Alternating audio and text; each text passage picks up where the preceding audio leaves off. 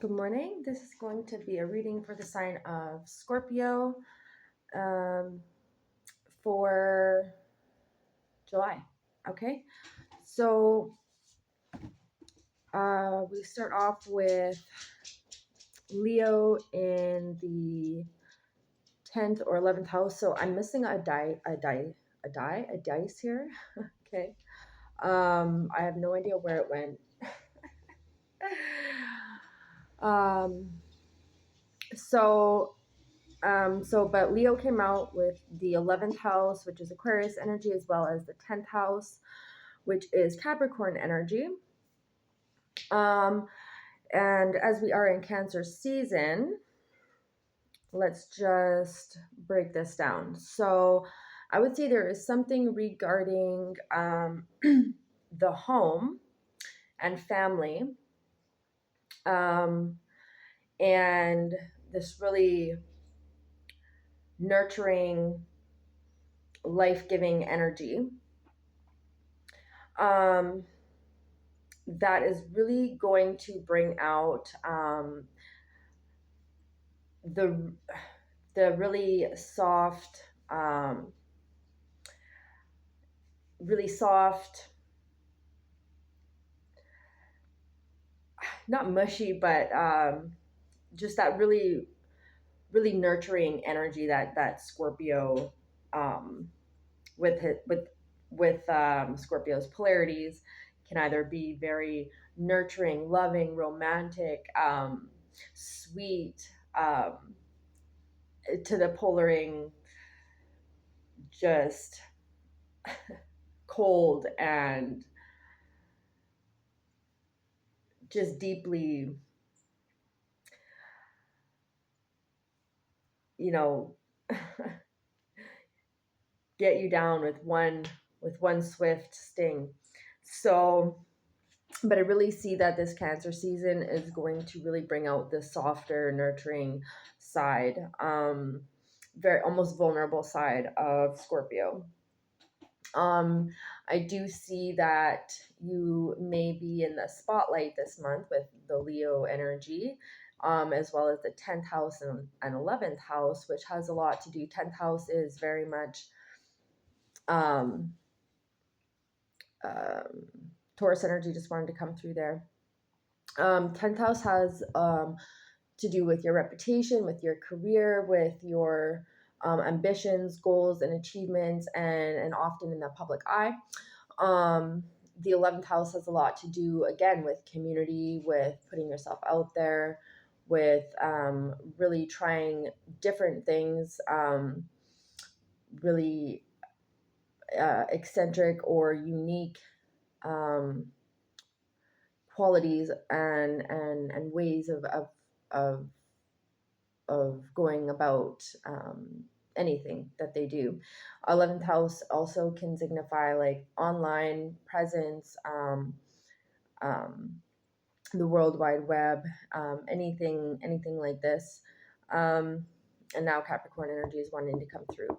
So yes, that is that's kind of what I'm getting off the hop. So as well as like there's something to do with the home and with this really soft, vulnerable side of you, Scorpio, that's going to feel really triggered or inspired, I should say, to bring out this really creative flow. And yeah, okay. So with that, let's just pull some cards to clarify. So I am missing a dice right now. It is MIA, missing in action. So you may feel like maybe you want to go off the grid a little bit, which is kind of polaring to this, really like getting out there. And so you might first feel yourself withdrawing and then really lean into this external outward energy.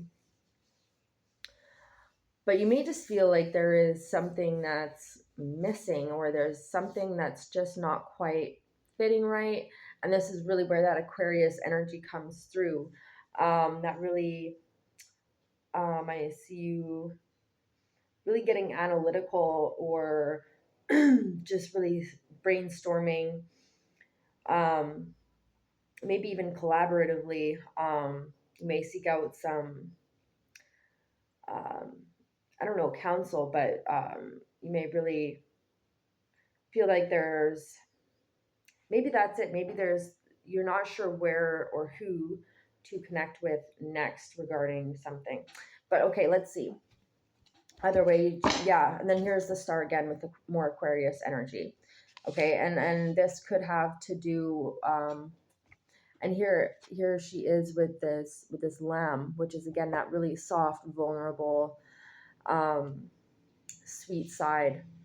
Um, and then here you are with the King of Cups. Okay, so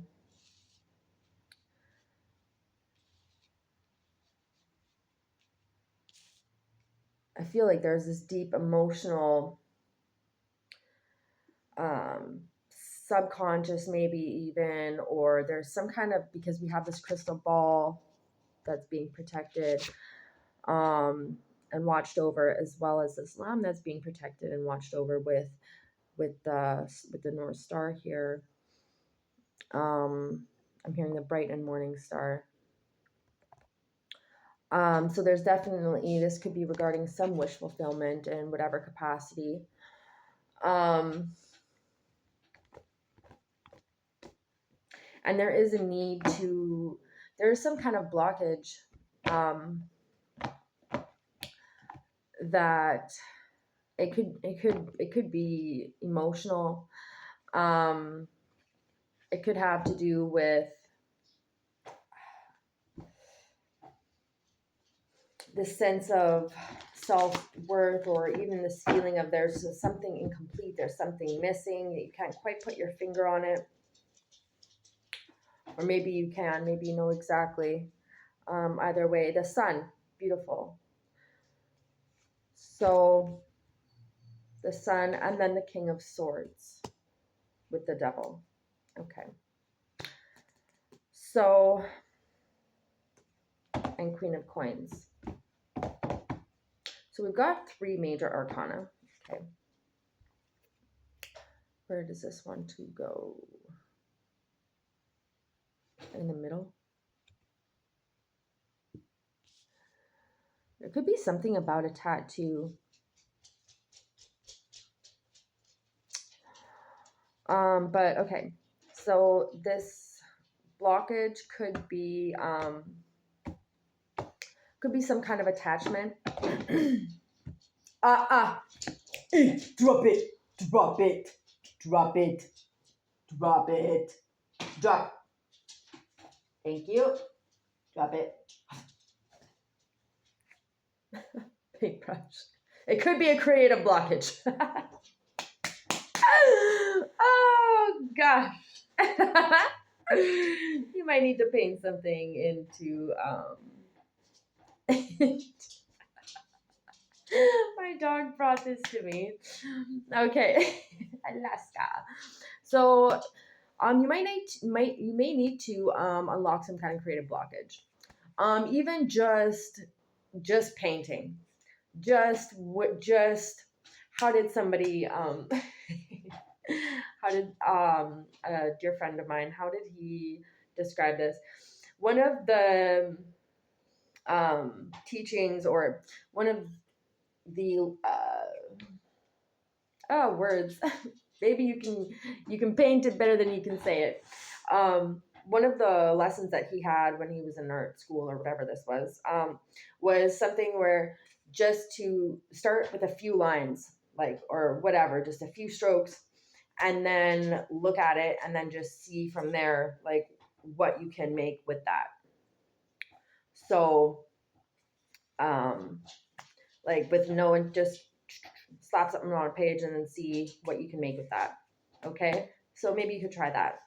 But there is something that you're trying to paint, to bring to life. down here in the 3D. So you're trying to bring it from up here, this wish or this prayer, and you're trying to bring it into the 3D. Now in this, because the devil can be attachments, negative, or these attachments, right?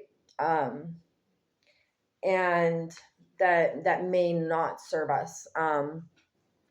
Usually has depicted on the traditional devil card that there is a man and a woman, both chained to this black box with the devil sitting on top.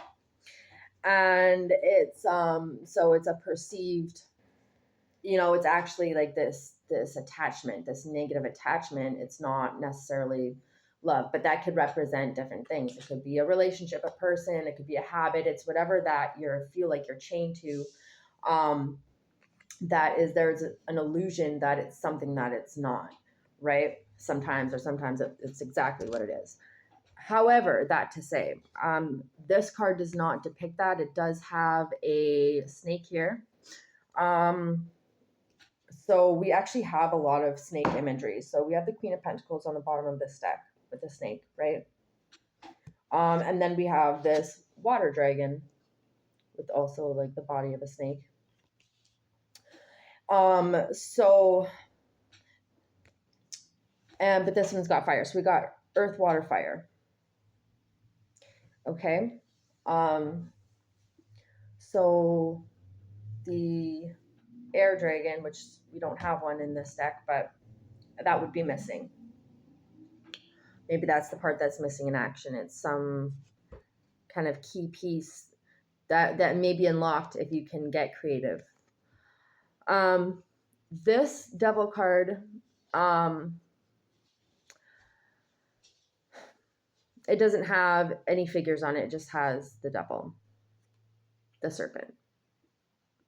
But the thing is, people often will take the devil and they can look at it one way, but when we actually look at the devil, it is everything that is the 3D, right? We are in the 3D playground. That is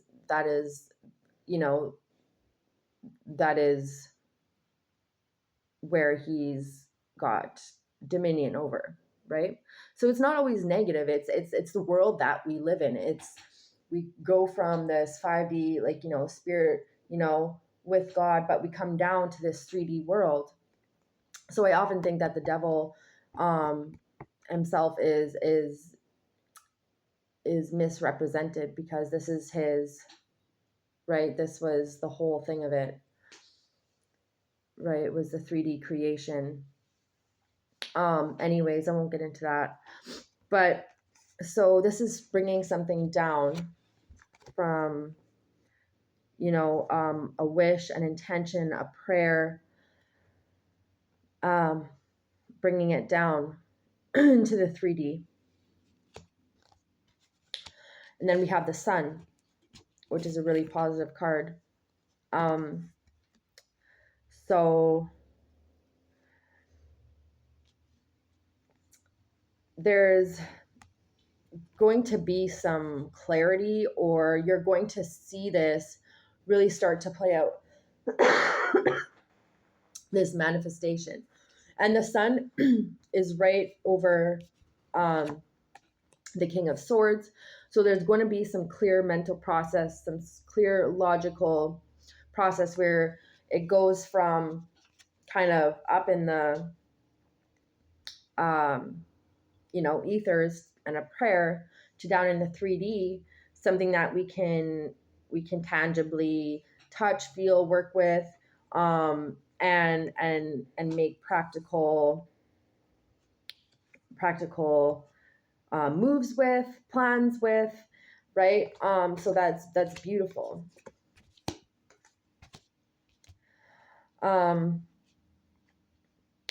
The star with the King of Cups.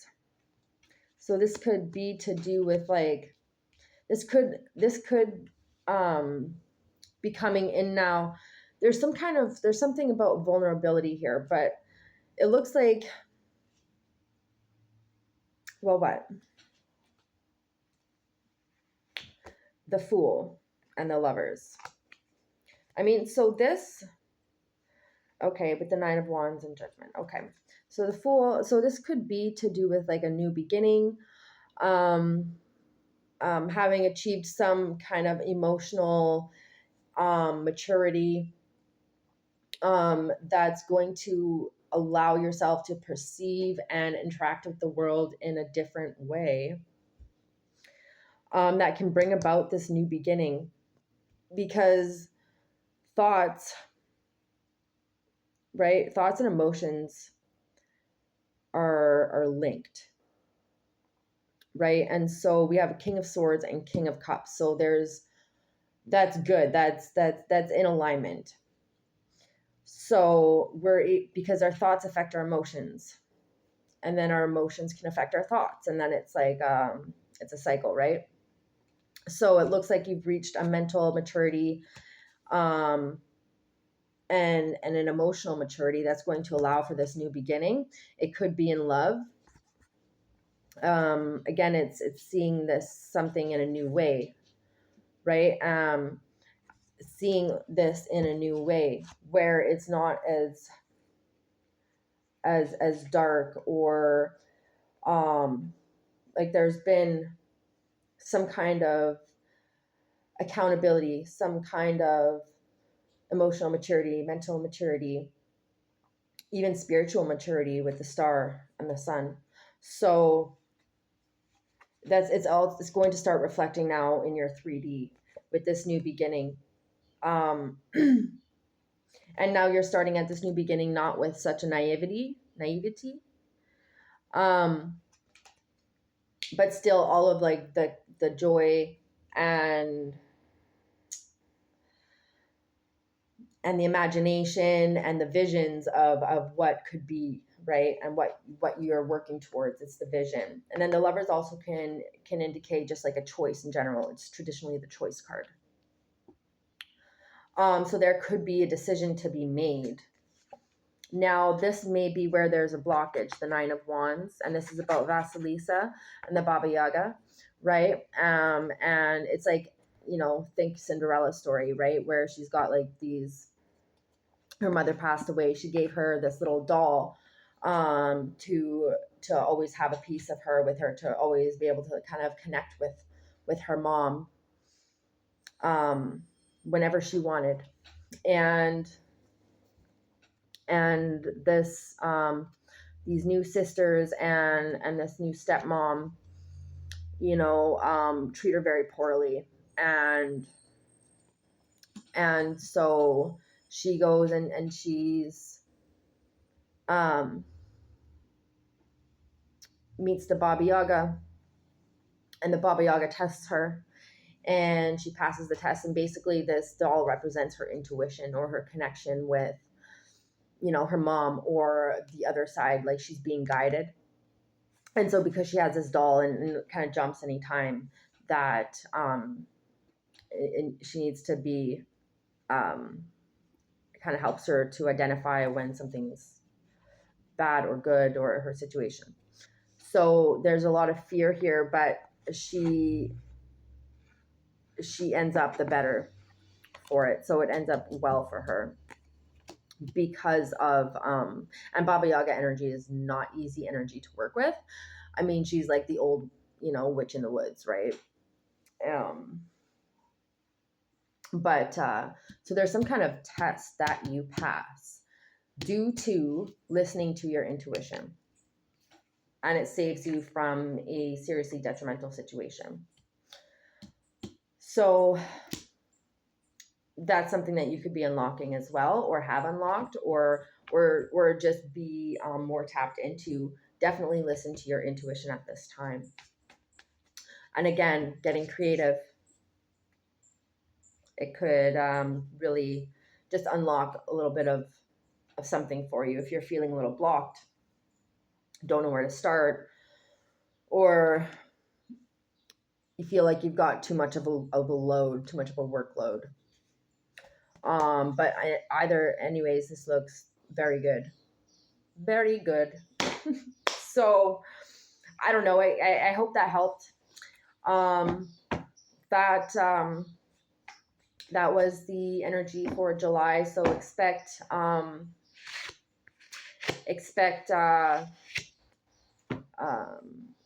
an uptick or upswing, an influx of intuition, of connection and communication with your creator and spirit, and your intuition, reconnecting with yourself.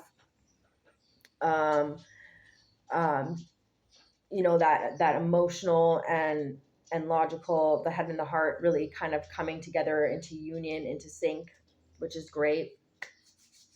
With this Cancer energy, really, maybe unlocking that root chakra, that home, that security, that in itself may just that safety and feeling vulnerable. Maybe that's something that you haven't had for a long time. You will start to notice these these things starting to play out externally to you.